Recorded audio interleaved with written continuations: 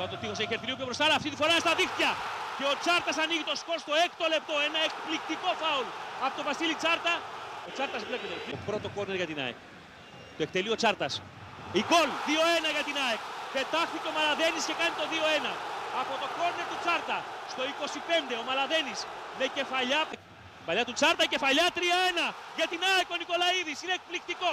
Στο 28 η παλιά του Τσάρτα ήταν ονειρώδης. Η κεφαλιά του Νικολαίδη απίθανη. Ένα γκολ ποίημα για την ΑΕΚ.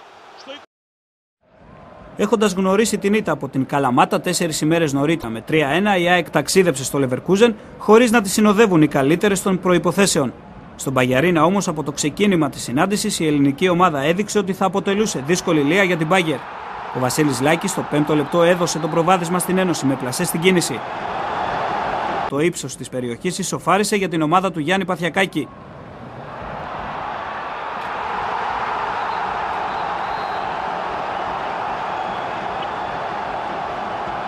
Ο Νικολαίδης ανατράπηκε εντός περιοχής και ο Βασίλης Τσιάρτας από την άσπρη βούλα του πέναλτι έφερε εκ νέου το παιχνίδι στην ισοπαλία.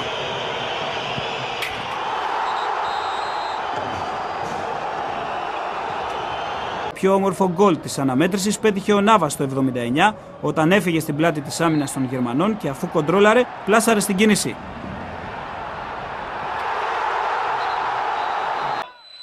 Το κόρνερ, η κεφαλιά, γκολ 2-1 η ΑΕΚ. Μειώνει σε 2-1 με τον γκολ του Κατσουράνη. Η κεφαλιά του Κατσουράνη από το κόρνερ στο 74, η ΑΕΚ μειώνει σε 2-1. Το κόρνερ από τον Σεντένο, κεφαλιά του Κατσουράνη, καρφωτή αυτή τη φορά ο Κασίγιας δεν ζητάει την μπάλα. Και θα θέλει να αλλάξει με τον Μαλαδένη.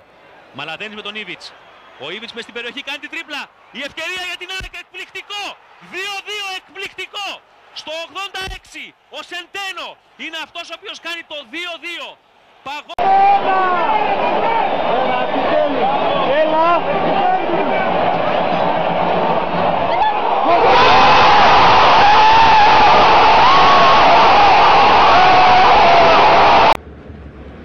Είναι καλή σέντρα ο Μαϊστόροβιτς, γκολ!